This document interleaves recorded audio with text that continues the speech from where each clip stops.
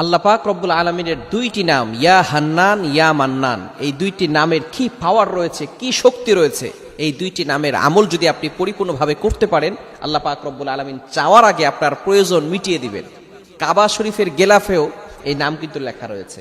অনেকে আমরা কাবা শরীফের গেলাফে কি লেখা রয়েছে এটা আমরা অনেকেই জানি না। সর্বপ্রথম লাইনে যে লেখাটা আছে ইয়া আল্লাহ, এবং শুরুতে আছে ইয়া হান্নান, এরপরে আল্লাহর ইয়া আল্লাহের ডান পাশে আছে ইয়া হান্নান, আর বাম পাশে আছে ইয়া মান্নান।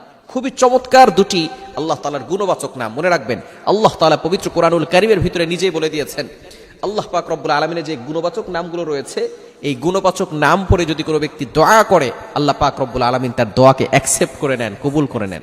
আল্লাহ তাআলা নিজেই বলছেন, ওয়ালিল্লাহিল আসমাউল হুসনা ফাদউহু বিহা।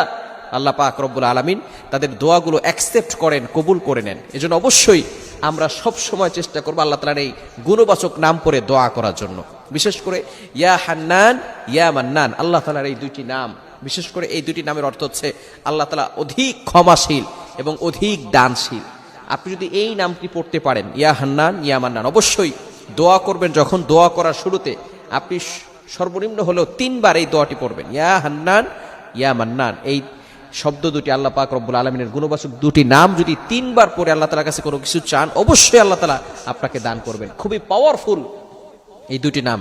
অবশ্যই যদি আপনি পড়তে পারেন, আল্লাহ পাক রব্বুল আলামিন আপনাকে চাওয়ার আগেই দিয়ে দিবেন। অনেকে আছেন ভিসা করতে দিয়েছেন, আপনার টার্গেট হচ্ছে 1 মাস পরে ভিসা আসলে ভালো হবে। আল্লাহ তাআলা এই যে মনে মনে চাচ্ছেন, আল্লাহ পাক রব্বুল আলামিনের এই নাম পড়ে দোয়া করলে এই প্রয়োজনগুলো চাওয়ার আগেই আল্লাহ তাআলা মিটিয়ে দিবেন। অনেকে আসছেন ভিসা হচ্ছে না, অনেকের বিয়ে হচ্ছে না, বিভিন্ন টেনশনের ভিতরে আছেন। অনেক বাবা মারা আছেন, সন্তান কথা শুনতেছে না। অনেক বাবা মারা আছেন, মেয়েটা আস্তে আস্তে বড় হয়ে যাচ্ছে, বয়স্ক হয়ে যাচ্ছে, বিয়ে হচ্ছে না।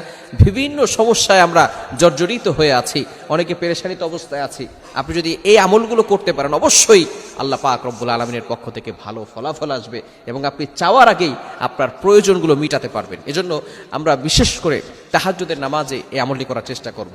তাহাজ্জুদের সময় হাদিসের ভিতরে এসেছে, বুখারী শরীফের হাদিস, ইয়ানজিলু রাব্বুনাল্লাহু তাআলা, আল্লাহ তাআলা প্রথম আসমানে চলে আসেন এবং বান্দাদেরকে ডাকতে থাকেন, বান্দা কার কি লাগবে আমি আল্লাহর কাছে চাও, আমি আল্লাহ তাআলা সকল অভাব দূর করে দিব, বিপদ আপদ থেকে আমি আল্লাহ তাআলা তোমাদেরকে হেফাজত